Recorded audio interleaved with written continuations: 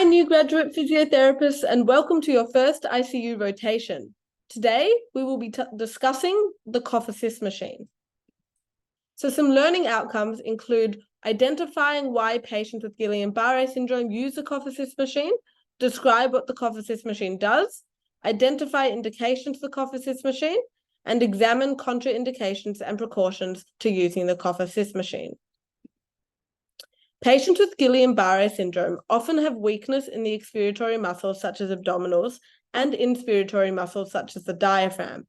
How strong these muscles are leads to how effective the patient's cough is, which then leads to their ability to be able to clear their secretions effectively. A patient with Guillain-Barré syndrome could benefit from a cough assist machine, at least in the initial stages, to help them cough more efficiently. So a cough assist machine applies positive pressure to fill the lungs, which then switches to a negative pressure to produce a high expiratory flow rate, and this helps the patient cough. It can be applied in many ways, such as via a mouthpiece, mask, or endotracheal tube. It's actually most useful in patients with an ineffective cough due to muscle weakness in neurological conditions such as Guillain-Barré in the case of our scenario.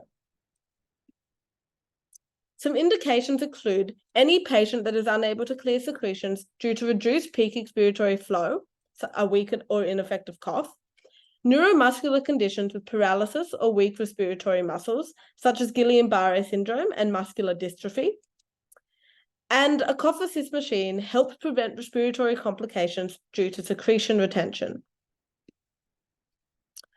So some precautions of using the cough assist machine if the patient is dependent on oxygen, emphysema, patient compliance. So in the case of our scenario, she is from the Ukraine, so just making sure that she's understanding everything that we are asking her to do because English is her second language, and airway obstruction.